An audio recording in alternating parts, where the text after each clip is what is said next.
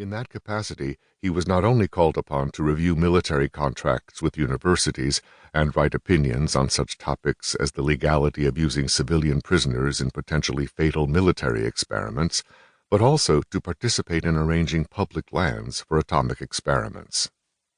Shortly after the creation of the OSRD in 1942, a new intelligence agency was established, the Office of Strategic Services, OSS, forerunner of the Central Intelligence Agency.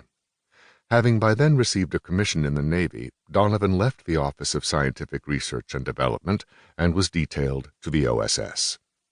Toward the conclusion of the war, he was designated Chief of the War Crimes Unit within the OSS and given the responsibility for overseeing the collection and organization of data concerning Nazi atrocities.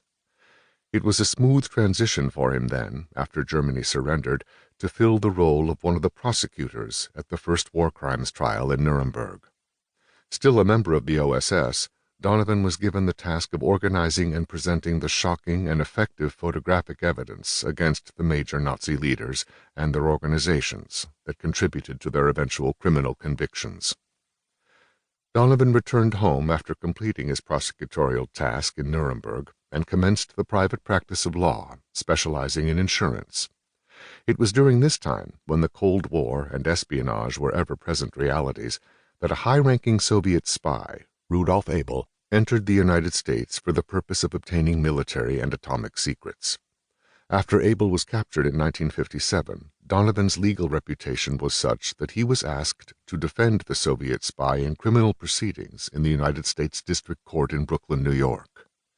He took on this unpopular cause out of principle and provided such a meritorious defense that the outcome was only decided by the Supreme Court of the United States.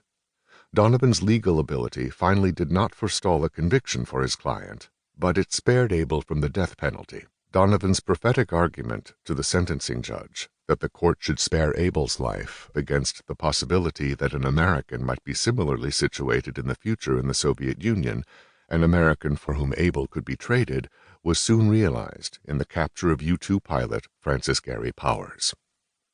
Working with the knowledge of the Central Intelligence Agency, but as a private citizen, Donovan made several trips inside East Berlin in order to negotiate the trade of Rudolf Abel, not only for Francis Gary Powers, but also for two other Americans who Donovan had learned were in Soviet jails.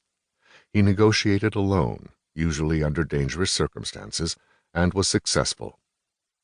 Although the U-2 affair was an occasion for some embarrassment to the United States, and resulted in the cancellation of an international summit, it paled in comparison to the humiliation of the United States in the aftermath of the failed Bay of Pigs invasion in 1961.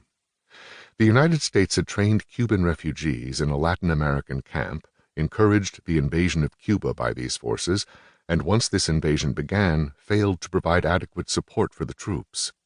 114 Cubans were killed, and more than 1,000 were captured by Fidel Castro's forces. The survivors were tried, fined, and imprisoned. An initial attempt to negotiate for the prisoners by a civilian Tractors for Freedom committee failed, despite the participation of such notable figures as David Eisenhower and Eleanor Roosevelt. As time passed, fears grew on the part of families of the invaders for the health and survival of their loved ones. Moreover, the responsibility for the failed invasion gnawed at President Kennedy, who had authorized it.